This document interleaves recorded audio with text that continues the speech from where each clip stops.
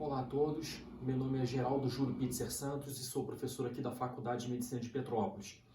E hoje, dando continuidade à nossa aula anterior, nós vamos falar um pouco sobre músculos do membro inferior e da cintura pélvica, não é? Continuando aqui o nosso curso de anatomia, essa aula é super importante para a gente conseguir compreender em relação aos movimentos do membro inferior e principalmente estudar a locomoção, ok? Quais são os objetivos educacionais do nosso encontro de hoje? Nós vamos ter que identificar os componentes musculares do membro inferior e da cintura pélvica, assim como nós fizemos em relação ao membro superior. Nós compreendemos basicamente a musculatura do membro superior e da cintura escapular, e hoje a gente vai ter que identificar as estruturas análogas em relação ao membro inferior e à cintura pélvica. A gente vai ter que também identificar os movimentos realizados por tais grupamentos musculares, assim como nós fizemos na semana passada. Nós estudamos os movimentos do membro superior e agora a gente vai estudar os movimentos do membro inferior. Compreender conceitos de origem e inserção dos principais músculos do membro inferior. Então, esses músculos que se localizam no membro inferior, eles estão ligados a estruturas ósseas e eles são responsáveis pelo movimento dessas estruturas ósseas, né? Então, a gente vai ter que compreender basicamente os principais locais de origem e inserção desse grupamento muscular. Localizar os tendões dos músculos utilizados na pesquisa dos reflexos musculares. Uma importante fase do exame neurológico seria a pesquisa dos reflexos musculares ou reflexos profundos. Então, nós utilizamos geralmente um martelo de reflexos e nós realizamos uma percussão no tendão muscular e observamos se esse reflexo ele está preservado ou abolido. Ele estando preservado, a gente consegue quantificar se ele está alterado para mais ou alterado para menos, ou seja, uma hiperreflexia ou uma hiporreflexia. Então, para realizar esse tipo de exame, eu tenho que inicialmente compreender os locais onde eu vou encontrar esses tendões musculares no membro inferior. Esse é o objetivo da nossa aula de hoje. E por último, compreender os movimentos esperados na percussão dos tendões durante a pesquisa dos reflexos. Da mesma forma que quando eu faço a percussão do tendão do músculo bíceps braquial, eu vou esperar a realização de uma flexão do antebraço e mais uma supinação do antebraço. Quando eu faço a percussão em um tendão muscular no membro inferior, eu vou esperar a realização de um movimento específico, ok? Então vamos lá. Inicialmente seria um pré-requisito para a nossa compreensão o domínio de algumas estruturas ósseas em relação ao membro inferior. Então nós temos aqui a pelve, o símbolo do membro inferior, a cintura pélvica, né? E nós temos aqui o osso da coxa, os ossos da perna e também os ossos do pé. Então, fazendo uma analogia em relação ao membro superior, enquanto que no membro superior, na cintura escapular, eu tenho dois ossos, eu tenho o osso clavicular, a clavícula na parte da frente, e eu tenho a escápula na parte posterior. Em relação ao membro inferior, o seu símbolo, eu tenho um grande osso que eu chamo de osso ilíaco. E esse osso ilíaco, ele é composto por três subdivisões. Eu tenho o osso íleo na parte superior, eu tenho o osso pubis na parte anterior e eu tenho o osso isquio na sua parte inferior. Então, o osso do quadril, o osso ilíaco, ele é um grande osso, não é? Que possui três subdivisões. A parte mais superior, o osso íleo, a parte mais anterior, o osso pubis e a parte mais inferior, o osso isquio. Esses três ossos, eles se formam, né, no período embrionário e eles se fundem aqui numa parte intermediária, formando aqui uma grande cavidade que nós chamamos de acetábulo. Esse acetábulo é super importante, porque nesta região eu vou ter o contato com a cabeça do fêmur, possibilitando uma articulação entre o fêmur e o osso do quadril. Essa articulação é muito importante para o movimento, ok? E permite que o fêmur ele consiga girar a sua cabeça em praticamente todas as direções. Então, quando eu faço algum movimento considerando o membro inferior e a pelve, eu estou conseguindo mobilizar o fêmur nessa cavidade articular, no acetábulo. A importância desse movimento. Quando as pessoas vão ficando mais velhas, geralmente elas têm uma fragilidade óssea, elas podem ter uma osteoporose. E geralmente, quando eu tenho fratura de fêmur, essa fratura por osteoporose acontece aqui na cabeça do fêmur. Então, muitas vezes, nós temos que fazer uma artroplastia de quadril para corrigir esse problema articular, possibilitando que o paciente volte a ter a sua movimentação no decorrer da vida. Ok? Então, nós temos aqui o fêmur, osso da coxa, nós temos aqui a perna composta pela tíbia e pela fíbula, a tíbia localizada medialmente e a fíbula localizada lateralmente. Eu tenho os ossos do tarso, ok? Eu tenho os ossos do metatarso e tenho finalmente as falanges. Em relação aos dedos dos pés, nós podemos também chamar de pododáctilos. Da mesma forma que eu tenho dedos na mão, que eu chamo de quirodáctilos, nos pés eu tenho os pododáctilos. Em relação aos dedos dos pés, o primeiro dedo ele tem um nome específico.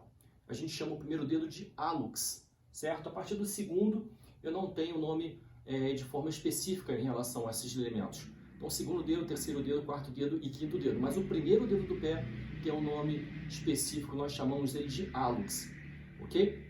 Bom, então, começando a falar de músculos propriamente ditos, a gente vai começar a falar músculos da cintura pélvica. E quando a gente consegue observar uma imagem, né, uma vista anterior da parte da cintura pélvica, aqui eu tenho o osso ilíaco, a crista ilíaca, e aqui eu tenho as vértebras lombares juntamente com o sacro na sua parte inferior.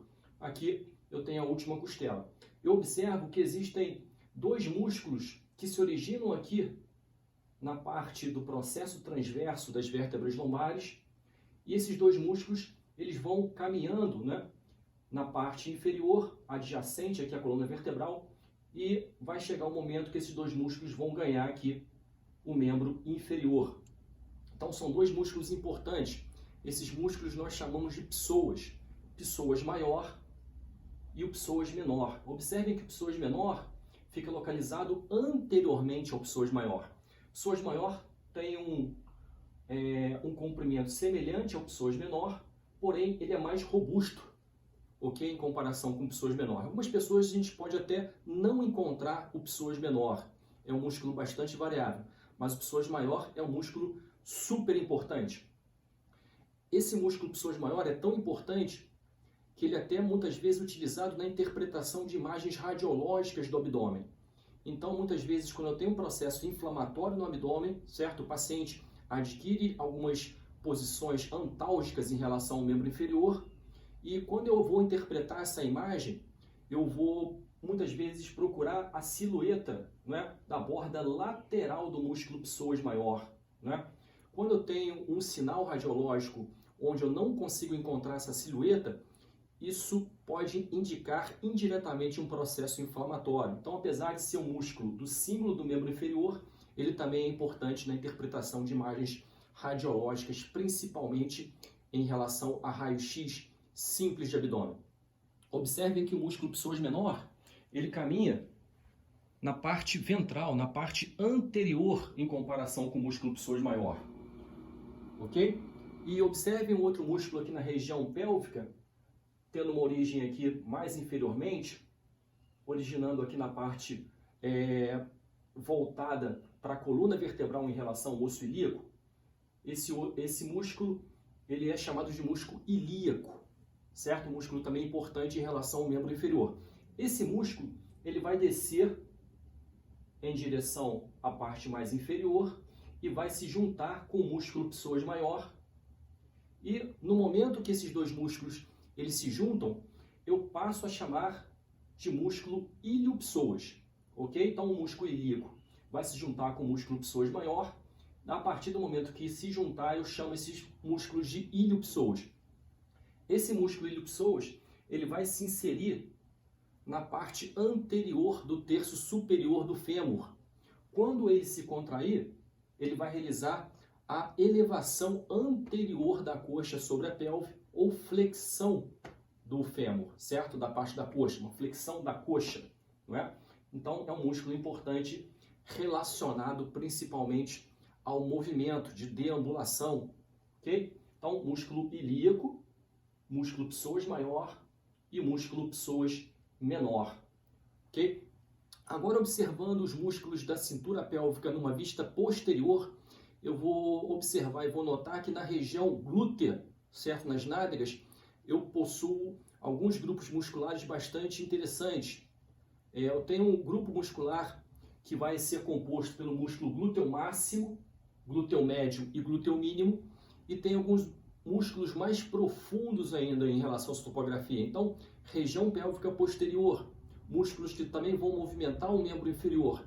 Eu tenho um conjunto de músculos superficiais, músculos glúteos, e abaixo, profundamente esses músculos glúteos, eu tenho os músculos da pelve relacionados com movimentos bastante específicos, são os músculos mais profundos em relação ao membro inferior. Então, observando essa imagem, a gente vai entender aqui que nós possuímos alguns locais de origem das fibras musculares desses músculos glúteos. Por exemplo, adjacente aqui à crista ilíaca, já observando uma face lateral do osso ilíaco, eu vou ter aqui a origem do músculo glúteo máximo. Grande parte do osso ilíaco, eu tenho aqui a origem do músculo glúteo médio. E na parte mais inferior, eu tenho aqui a origem do músculo glúteo mínimo. Vocês observem que a inserção desses músculos se dá aqui na parte do fêmur. Existe aqui estruturas ósseas do fêmur, principalmente o trocânter maior. E existem outras estruturas, não é, de acidentes ósseos localizados na parte posterior do fêmur, onde vão servir de inserção para a musculatura glútea. Nessa imagem aqui eu tenho uma vista do músculo glúteo máximo. Nessa outra parte da mesma figura, nós fizemos uma secção do músculo glúteo máximo, nós retiramos o músculo glúteo máximo e nós vemos aqui o músculo glúteo médio, né? Então nós temos o músculo glúteo médio, parcialmente seccionado também, e nós temos aqui na parte mais profunda, eu tenho o músculo glúteo mínimo. Ok? Músculo glúteo mínimo também nessa vista aqui lateral em relação à pelve. Observem outro músculo na parte posterior, também é um músculo bastante interessante, chamado músculo piriforme. Esse músculo é importante a gente memorizar, já que ele vai possuir uma topografia, uma proximidade muito semelhante com o nervo isquiático, né? Então, algumas síndromes do músculo piriforme podem levar a algumas repercussões, principalmente sensitivas em relação ao membro inferior. Observando, né, aqui uma parte lateral também, a gente consegue ver o glúteo médio, né? Ficaria localizado superficialmente ao músculo glúteo mínimo. E aqui uma vista, né, onde nós conseguimos identificar lateralmente na região já da coxa, certo? Um músculo importante que nós chamamos de músculo tensor da fáscia lata. Na verdade, recobrindo os músculos da região da coxa, nós temos uma aponeurose, uma fáscia que nós chamamos de fáscia lata, que vai recobrir esse grupamento muscular. E, na verdade, eu tenho um músculo tensor da fáscia lata que vai ser responsável por realizar a tensão, certo? A contração dessa fáscia lata nessa topografia, músculo que tem uma importância mais secundária, ok? Aqui nessa imagem, uma vista posterior, né, a gente retirou toda a musculatura da região glútea e nós ficamos aqui com o músculo piriforme. Observem que o piriforme tem uma origem na região sacral e vai também se inserir, certo, em acidente ósseo anatômico na região do fêmur. Abaixo do piriforme nós temos outros músculos, gêmeo superior, obtrador interno, gêmeo inferior, certo? Até chegar aqui no quadrado femoral ou quadrado da coxa. Esses músculos têm uma importância mais secundária, mas a gente tem que descrever porque são nomeados em relação aos músculos do símbolo do membro inferior. Então, voltando aqui um pouquinho, músculo importante da região glútea, músculo glúteo máximo, é o músculo que dá silhueta à nossa região glútea. Então, o músculo glúteo máximo, ele tem uma direção oblíqua, né, de medial para lateral, ele vai se inserir, certo? Aqui na região femoral posterior, vai ser um músculo importante em relação à movimentação do membro inferior, e é um músculo que, quando eu retiro o músculo glúteo máximo e rebato esse músculo, eu vou encontrar aqui na sua parte inferior, na sua parte mais profunda, o músculo glúteo médio. Também é um músculo importante do ponto de vista de procedimentos de administração de medicação intramuscular nessa região glútea. Abaixo do glúteo médio, né, se eu fizesse uma secção do glúteo médio, eu iria encontrar aqui na parte mais profunda o músculo glúteo mínimo, né? Lembrando que esta aqui é uma vista posterior. E na parte mais inferior eu vou encontrar aqui o músculo piriforme. Então, um músculo também importante na região glútea, né? Inferiormente ao piriforme, nós temos aqueles outros músculos de importância mais secundária.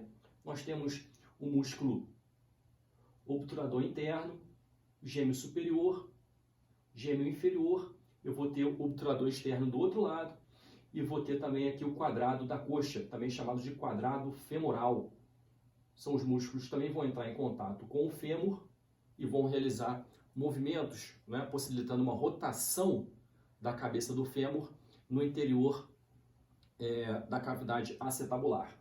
Então, relembrando, né, músculo glúteo mínimo, a parte mais profunda da musculatura glútea aqui, na região da topografia da pelve. Eu tenho o músculo piriforme, músculo importante também na região, ok? Depois eu tenho os músculos obturadores, obturador interno e obturador externo, os músculos gêmeos, gêmeo superior e gêmeo inferior, e finalmente aqui o músculo quadrado femoral, também chamado de músculo quadrado da coxa. Então, nessa imagem aqui, eu tenho parte aqui da musculatura glútea, certo? E aqui eu tenho o músculo obturador interno. Nessa outra parte da figura, o músculo glúteo máximo ele não foi seccionado, a gente consegue ver em toda a sua extensão. Nessa outra imagem aqui, a gente consegue identificar o músculo piriforme, aqui o músculo gêmeo superior, obturador interno e aqui o gêmeo inferior. E finalmente aqui o músculo quadrado femoral, na sua parte mais inferior em relação ao contato com o fêmur. Ok? Nessa outra imagem, o que a gente está conseguindo identificar aqui? Isso aqui é uma vista da pelve, é uma vista profunda da pelve. Então, eu estou observando a cavidade pélvica no seu interior, ok? Então, a gente vai lembrar que na cavidade da pelve, né, nós temos alguns músculos que entram em contato, né, fortalecendo esse assoalho da pelve. Isso é importante, principalmente na ginecologia, certo? Então, dois músculos importantes estão aqui mostrados, né? O músculo piriforme tem uma origem aqui na região sacra, na parte ventral do sacro, certo? Vai atravessar aqui transversalmente, né, a parede posterior e lateral da pelve. E aqui eu tenho o músculo obturador interno. O músculo obturador interno vai estar revestindo a parte mais profunda da membrana obturatória, enquanto que o obturador externo vai estar revestindo a sua parte superficial. Então, músculos da região pélvica, eu tenho aqui o músculo piriforme posteriormente e aqui o músculo obturador interno, na sua parte mais anterior. E um conceito importante em relação à topografia da região glútea seria a compreensão da topografia em relação à administração de medicações intramusculares. Então, quando eu opto por realizar, né, um procedimento de administração intramuscular de alguma droga, alguma medicação, eu vou escolher qual músculo eu preciso fazer aquela administração. Eu posso escolher músculo aqui do ombro, músculo deltoide, ou posso também escolher músculos da região glútea. São os dois grupamentos musculares mais comumente escolhidos na nossa prática diária. Quando eu escolho, né, a musculatura glútea, eu vou lembrar que o nervo ciático ele caminha topograficamente nessa direção, né? O nervo ciático, ou nervo isquiático, ele é um ramo importante do plexo lombosacral, certo? E ele vai caminhar em direção posterior no membro inferior. E quando eu faço administração de medicação intramuscular, eu tenho que evitar, né, acertar o nervo isquiático. Como é que eu faço isso? Eu divido a região glútea em 4 quadrantes e procuro fazer sempre a medicação no quadrante superior externo. Então, consequentemente, eu vou atravessar a pele, tecido subcutâneo, com a gordura, vou atravessar a aponeurose, vou chegar no músculo. Muitas vezes eu vou atravessar, inclusive, o glúteo máximo e vou liberar a substância no músculo glúteo médio, né? Posso liberar também no músculo glúteo máximo, mas geralmente, com o tamanho da agulha, eu atravesso o glúteo máximo e libero a medicação no músculo glúteo médio. Vai estar localizado profundamente aqui a esta topografia. Ok? Nessa outra imagem aqui, a gente consegue identificar um músculo tensor da fáscia lata, certo? A fáscia lata seria a aponeurose que vai recobrir os músculos da coxa, também chamado de tracto iliotibial, já que ele vem da região ilíaca e vai até a parte da perna, certo? E eu tenho um músculo tensor da fáscia lata, responsável pela tensão desta face. Então, nessa outra imagem aqui, a gente está vendo a fáscia lata em toda a sua extensão. Vocês observem que ela está revestindo o grupamento muscular da região da coxa, ok? E a gente vai notar que a fáscia lata ela tem uma certa fragilidade. Ela tem um anel localizado aqui próximo ao ligamento inguinal, certo? Esse anel ele vai permitir a entrada de uma veia responsável pela drenagem superficial do membro inferior, veia safena magna. E essa veia safena magna ela vai atravessar essa topografia e vai ser uma tributária da veia femoral, certo? Uma veia profunda da região da coxa. Então, existe um certo anel, certo? Uma certa fragilidade na fáscia lata, permitindo que essa veia safena magna, perfure, certo? Essa região e leve o sangue da parte superficial do membro inferior até a parte profunda, desembocando na veia femoral, ok? Então, aqui uma imagem mais próxima dessa topografia, eu tenho aqui o ligamento inguinal, certo? Eu mostro aqui a fáscia lata e eu tenho aqui um anel na fáscia lata permitindo que a veia safena magna se aprofunde nesta topografia e vai levar a secreção, vai levar o sangue, certo? Para uma veia localizada na parte mais profunda da coxa, que nós chamamos de veia femoral. Localizado aqui também na região anterior, agora falando de músculos da região da coxa, certo? Localizados aqui anteriormente, na parte da coxa, nós temos diversos grupos musculares, né? Existem grupos musculares mais superficiais, grupos musculares mais profundos, e existem também músculos mediais, né? Localizados aqui medialmente em relação à coxa, uma estrutura aqui do membro inferior. Se a gente for observar essa estrutura com atenção, em relação a esses músculos, eles formam superficialmente um triângulo, um trígono, que nós chamamos de trígono femoral, certo? Por que trígono femoral? É uma topografia em forma de triângulo que fica localizada aqui na região da coxa. Então, se a gente conseguir, a gente vai tentar topografar os limites desse trígono ou desse triângulo femoral. A gente vai falar um pouquinho de um músculo também na região anterior da coxa. É um músculo que vem aqui da espinha ilíaca anterosuperior, ele vai descer obliquamente na região da coxa e vai lá para a região da tíbia. Esse é um músculo importante nesta topografia e é um músculo que eu chamo de músculo sartório, certo? Um músculo importante da região anterior da coxa. Eu tenho outro músculo, né, localizado medialmente nesta região, certo? Que eu chamo de músculo adutor longo, certo? O músculo adutor longo fica localizado anteriormente ao músculo grácil. Nesta topografia, é um músculo localizado medialmente, certo? Em relação à coxa. E eu tenho um ligamento que eu chamo de ligamento inguinal na sua topografia superior. Então, tecnicamente, eu tenho um trígono, chamado de trígono femoral, que é limitado lateralmente pelo músculo sartório, medialmente pelo músculo adutor longo certo? E superiormente eu tenho aqui o ligamento inguinal, certo? Então são os limites laterais e superiores do trígono femoral. Observando agora aqui a parte da musculatura do compartimento anterior da coxa, vou identificar aqui o músculo sartório, ok? Eu tenho aqui o músculo grácil, tem uma parte aqui do músculo adutor longo, certo? Esses músculos aqui já em direção à parte mais medial da coxa. Observem também um músculo chamado músculo pectíneo, né? Um músculo que tem uma origem também aqui no arco pectíneo do pubis, vai se inserir aqui no fêmur. E aqui o ilio-psoas. O ilio-psoas, junção do músculo ilíaco com o músculo psoas maior, músculo ilio-psoas vai se inserir aqui também na região do fêmur, músculo responsável pela flexão ou elevação anterior do fêmur. Então aqui a gente consegue identificar o músculo adutor longo dos limites, certo? Desse trígono femoral.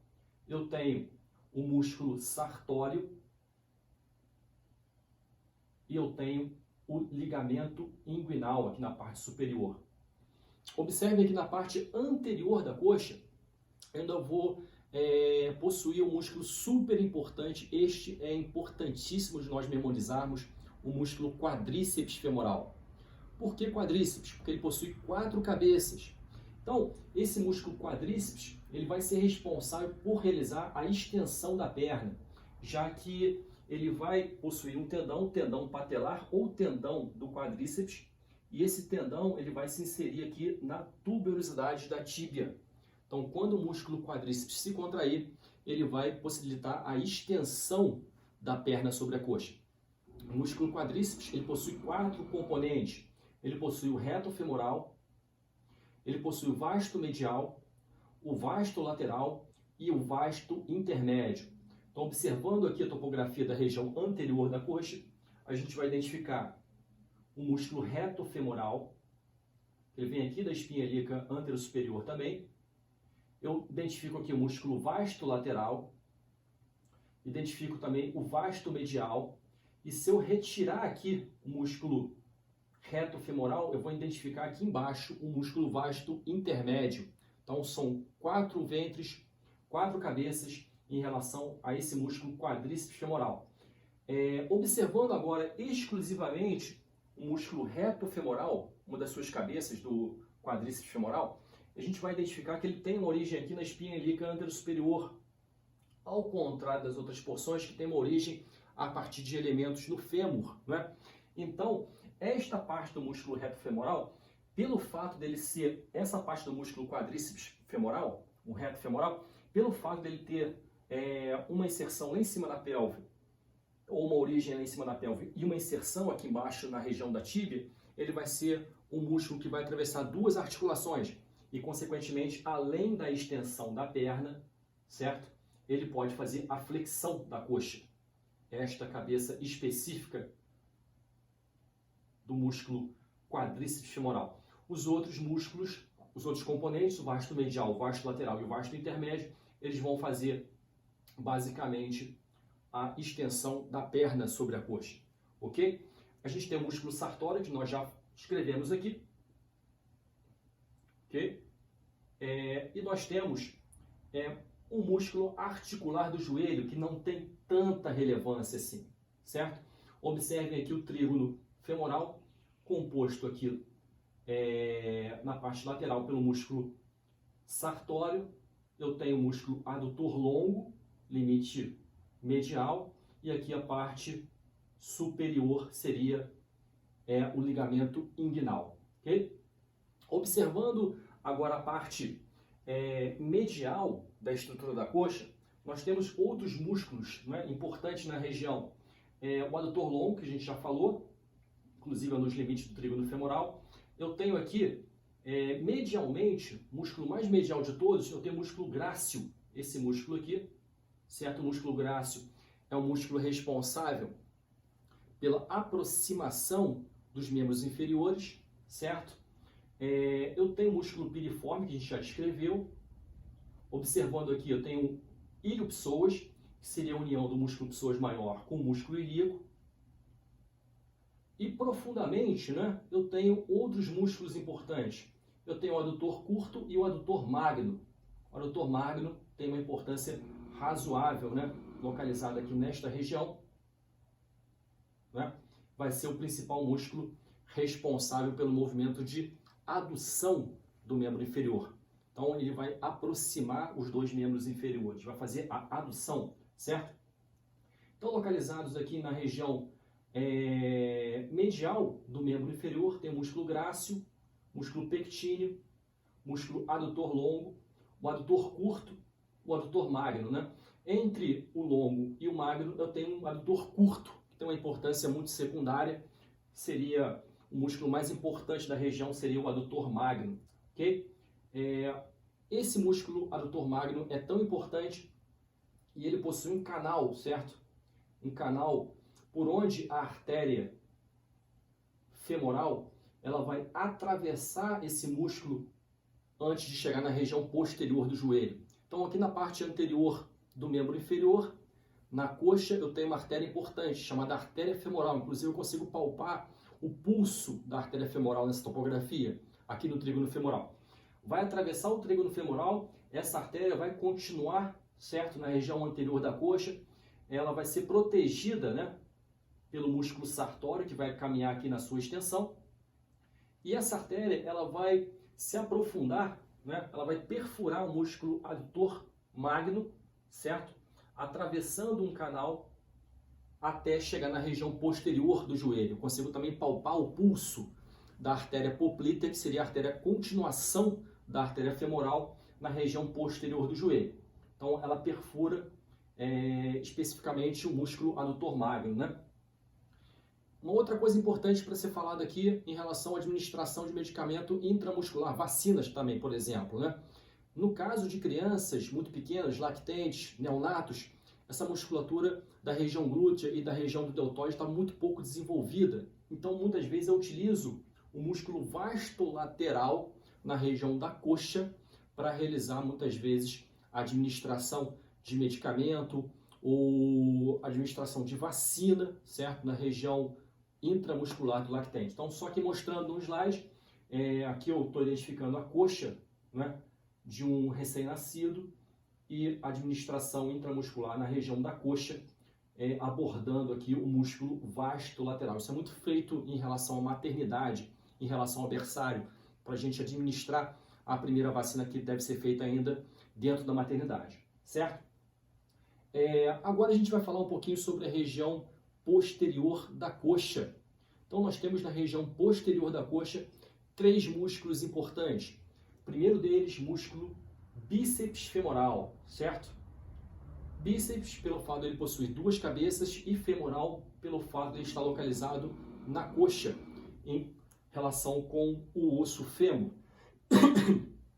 Ainda na região posterior, nós temos o músculo semitendíneo ou semitendinoso e também o músculo semimembranáceo. Então, região posterior da coxa, eu tenho 3 músculos principais. Eu tenho o músculo bíceps femoral, eu tenho o músculo semitendíneo e eu tenho o músculo semimembranáceo, certo? Observando aqui a imagem, né, eu vou identificar a parte medial da coxa e a parte lateral do seu compartimento posterior. Observem que na parte lateral do compartimento posterior, eu vou ter a observação do músculo bíceps femoral, certo? Então, o músculo bíceps femoral, eu tenho uma cabeça longa e eu possuo também uma cabeça curta. Essas 2 cabeças, elas vão se convergindo e vão em direção à parte lateral do membro inferior, em direção aqui à perna, na sua parte mais superior, certo? E eu tenho aqui, na sua parte medial, eu tenho o semitendíneo, certo? E o semimembranáceo. São 2 músculos importantes na região posterior, né? Então, tanto o bíceps femoral quanto o semitendíneo e o semimembranáceo vão ser músculos que vão se inserir lá embaixo na perna e quando eles se contraírem, eu vou realizar o quê? Eu vou realizar a flexão da perna sobre a coxa, ok? Então, são músculos localizados na região posterior. São chamados músculos do jarrete, né? Então, quando eu faço o movimento para chutar uma bola, por exemplo, inicialmente eu tenho que fazer a flexão da perna sobre a coxa e depois, posteriormente, a extensão para realizar um impacto do meu membro inferior com a bola, certo? Para realizar esse movimento inicial, eu utilizo os músculos do jarrete. Os músculos do jarrete são formados por 3 grupamentos musculares: o bíceps femoral, o semitendíneo e o semimembranáceo. Observando agora também a parte lateral, certo? Da região próxima aqui ao joelho, eu vou identificar, né, que o músculo sartório tem relação com esta topografia. Eu tenho também o músculo grácil, que vai atravessar a região. E eu tenho o músculo semitendíneo, que vai ganhar essa parte mais inferior, atravessando aqui, né, a região próximo ao tendão do músculo grácil. Então, eu tenho 3 músculos localizados nessa região. O músculo sartório, o músculo grácil e o músculo semitendíneo. Esses 3 músculos se assemelham, certo, a uma pata de ganso. Por isso que eu chamo essa musculatura de pata de ganso. Então, alguns livros de anatomia podem utilizar essa nomenclatura aí, os músculos da pata de ganso, para identificar esses 3 tendões musculares que vão atravessar esta região na face medial, certo, aqui da região do joelho. Então, o músculo sartório vem da face lateral, vai descendo em direção à parte medial, certo? Vai se juntar aqui com o músculo grácil, certo? E também com o músculo semitendíneo. E esses 3 músculos aqui vão formar aqui a pata de ganso nesta topografia do joelho, né? E agora a gente vai falar um pouquinho sobre os músculos da parte da perna. Então, músculos da extremidade mais inferior em relação ao membro inferior. Tem uma certa analogia em relação ao membro superior, enquanto que no membro superior eu tenho braço e antebraço, no membro inferior eu tenho coxa e perna. Então vamos falar um pouquinho dos músculos da região da perna. Bom, os músculos da região da perna eles são divididos em grupamentos de 4 compartimentos.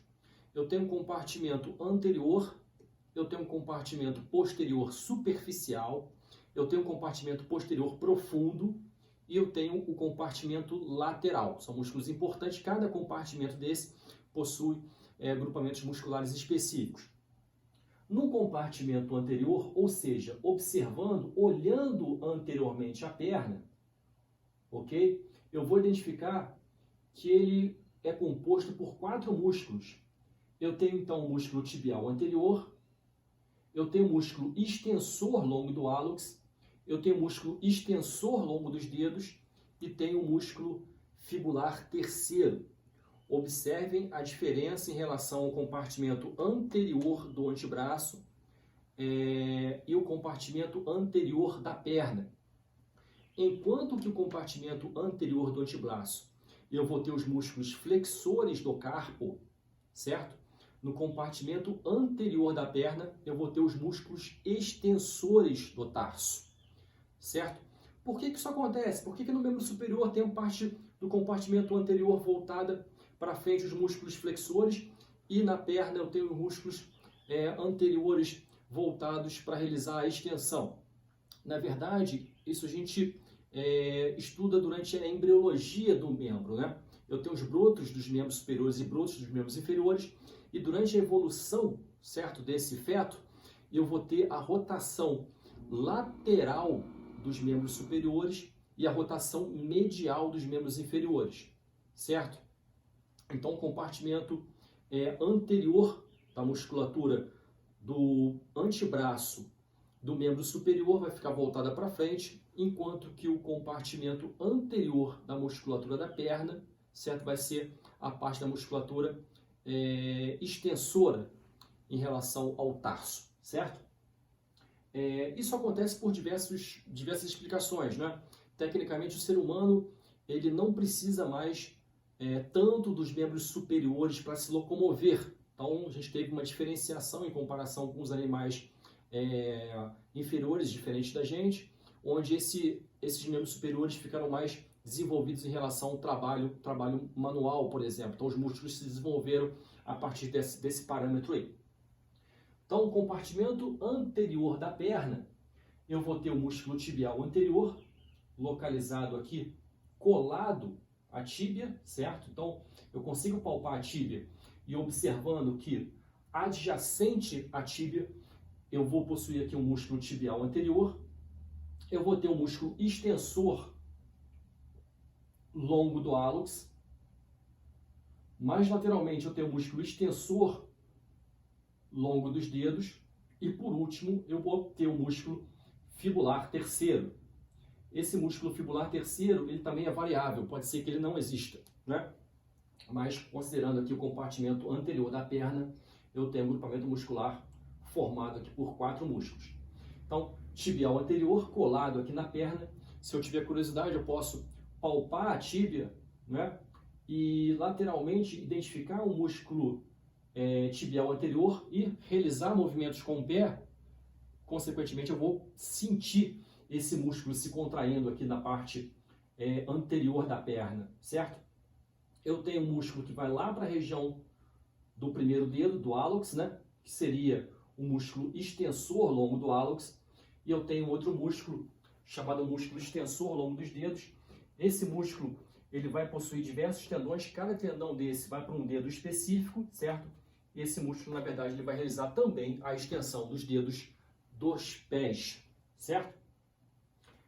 Observando aqui agora o compartimento posterior ele é dividido em uma parte superficial e uma parte profunda. Agora a gente vai ver o compartimento posterior superficial. Eu vou identificar aqui os músculos da panturrilha, certo? Então eu tenho o gastrocnêmio, localizado aqui na panturrilha, e profundamente ao gastrocnêmio, eu vou ter um outro músculo que eu chamo de músculo sóleo.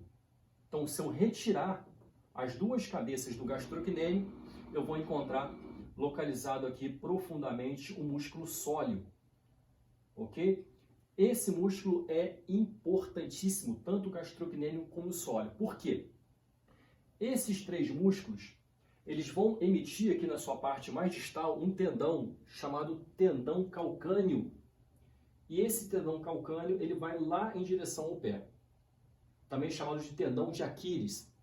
Consequentemente, né, se eu realizar uma contração dos músculos da panturrilha, eu vou observar aqui uma flexão plantar em relação ao movimento do pé. Então, é um músculo importante localizado aqui no compartimento posterior. E esse tendão, ele está localizado também superficialmente no organismo. Então, é um dos tendões onde eu posso realizar a percussão durante o exame neurológico. Realizando a percussão desse tendão, eu vou esperar que o paciente faça uma flexão plantar do pé. Então, é um tendão que é facilmente acessível durante o exame neurológico na pesquisa dos reflexos musculares ou reflexos profundos. Então, observem aqui, esse tendão ele é formado pelas duas cabeças do gastrocnêmio, cabeça lateral, a cabeça medial, e eu tenho também o músculo sóleo, formando aqui a musculatura da panturrilha.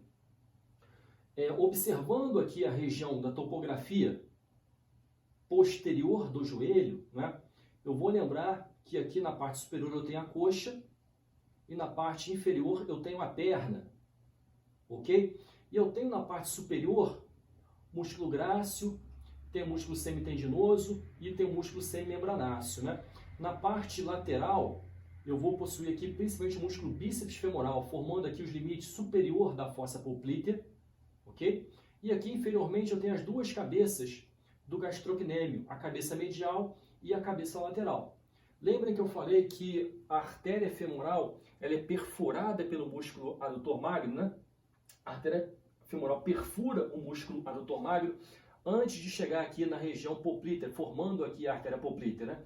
Vai caminhar juntamente com a veia femoral e o nervo tibial, que é uma das divisões, né, do nervo isquiático. A gente vai ver isso aí numa aula específica em relação a plexo lombosacral no segundo período, certo? Então, observando aqui a fossa poplítea, região posterior do joelho, eu consigo também identificar a artéria femoral. Consigo, inclusive, palpar, né, a pulsação na artéria femoral, nesta região. Nesta topografia, é muito comum de eu encontrar uma lesão tumoral, né, de conteúdo cístico, de conteúdo líquido, e realmente essa lesão tumoral ela pode comprimir algumas estruturas nervosas na região do joelho, causando um desconforto, causando muita dor, né? Na verdade, é um extravasamento, né, do conteúdo articular, da articulação do joelho, em direção à parte mais superior do compartimento posterior superficial, certo? Que a gente chama de cisto poplíteo ou cisto de Baker. Isso é muito comum na prática, já atendi diversos casos. O paciente chega no consultório com uma lesão tumoral na região posterior do joelho, está preocupado porque está doendo. O que pode ser, doutor? A gente vai examinar, vai ser um cisto de Baker. Na verdade, é um conteúdo articular que se extravasou, certo? Uma hérnia que se extravasou em direção à parte posterior. Na dúvida, faz uma ultrassonografia na região para ter o diagnóstico de certeza, e a cirurgia é a retirada aqui da lesão tumoral, certo? Uma cirurgia que dura aí cerca de 20 minutos, não tem muito segredo nesse processo, certo? Agora a gente vai ver o compartimento posterior profundo da perna. Okay? Compartimento posterior profundo. Eu tenho superiormente o músculo poplíteo. Okay? Eu tenho aqui na parte da região intermediária e distal da perna o músculo flexor longo do hálux, o músculo flexor longo dos dedos e o músculo tibial posterior. São os músculos mais profundos do compartimento posterior. Então, observando aqui, eu vou encontrar em direção à tíbia, o músculo tibial posterior, é o mais robusto de todos, depois o músculo flexor longo do hálux, o músculo flexor longo dos dedos e tibial posterior. Se eu for estudar isso no Atlas, eu vou identificar uma certa curiosidade, né? Eu vou observar que o músculo flexor longo do hálux está caminhando lateralmente em relação ao compartimento posterior profundo, enquanto que o músculo flexor longo dos dedos está caminhando medialmente, poxa, mas em direção contrária à localização do hálux e dos dedos dos pés, né? Por que isso acontece? Esses tendões eles vão se cruzar aqui na região da planta do pé e, consequentemente, o tendão do músculo flexor longo do hálux ele vai em direção ao hálux, realizando a flexão do hálux, enquanto que o tendão dos músculos flexor longo dos dedos, cada tendão vai para um dedo específico realizando a flexão dos dedos dos pés, né? E finalmente, compartimento lateral da perna, eu vou encontrar aqui dois músculos, o músculo fibular longo e o músculo fibular curto, certo? Observando lateralmente a perna, em contato com a fíbula, eu vou encontrar o músculo fibular longo,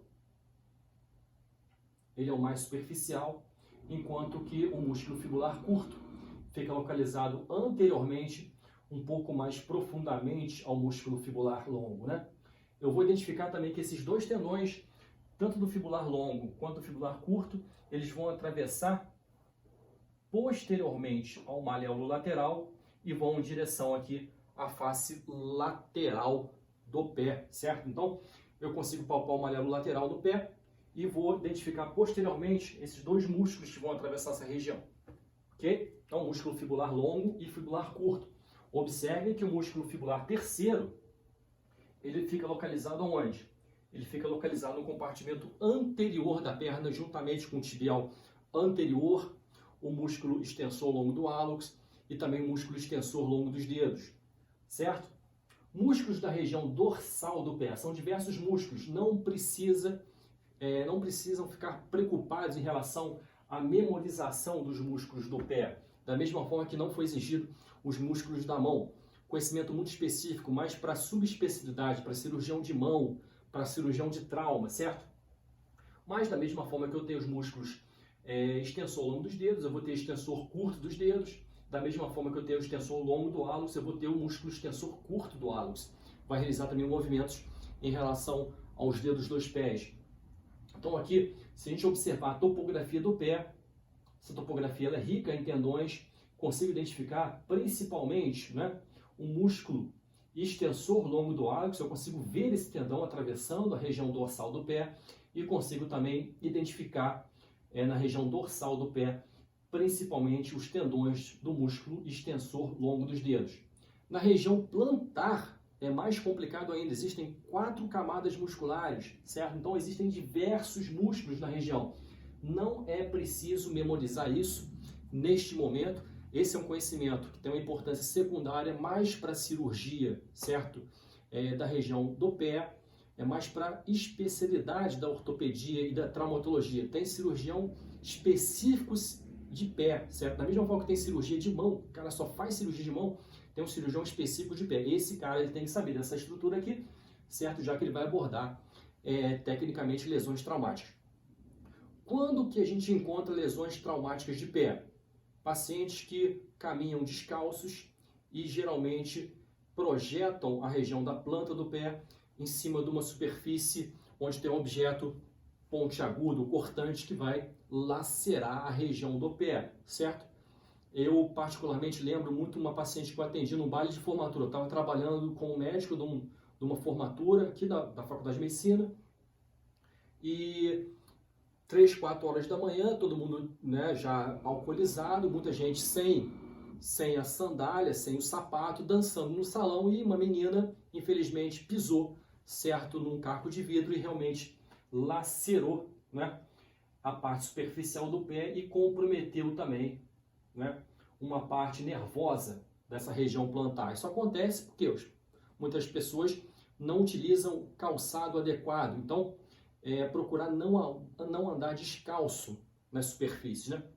Eu particularmente, quando era muito pequeno, acho que era bebê ainda, criança, minha mãe me falava que quando eu estava andando descalço na cozinha, eu pisei também em cima de um abridor de lata, certo? E ela me falou que eu chorei muito, eu não lembro, eu era muito pequeno e certamente me levou para o hospital, observou uma dor absurda e realmente muitas vezes tem que fazer alguma sutura na região. Então, evitar de andar descalço para evitar de ter laceração na musculatura e na superfície do pé, ok? E dever de casa aí, recomendo para vocês que façam esses deveres aqui. Tentem observar os movimentos dos pés, certo? Então existe uma flexão dorsal, uma flexão plantar, existe movimento de eversão do pé, inversão do pé, abdução do pé e adução do pé. Então, dever de casa, tentem fazer esses movimentos dos pés e tentem pensar em relação a qual estrutura muscular que eu estou recrutando para realizar esses movimentos aí, ok? Gente, é uma aula bastante complexa, vai aí seguindo ao nosso curso de anatomia, procurem ter uma visão geral da aula, é importante que vocês saibam que esses músculos existem, certo? Mas tenha a ideia de direcionar em relação ao conhecimento, principalmente do padrão de vista do movimento. Não precisa ficar decorando, certo? Essas origens e inserções, não precisam ficar preocupados com isso.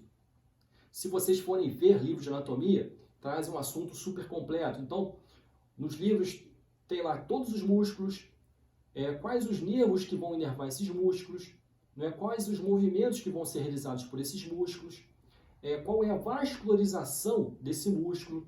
Então, vamos tentar ter uma visão geral dos músculos do membro inferior e da cintura. Ok? Grande abraço, até a próxima semana.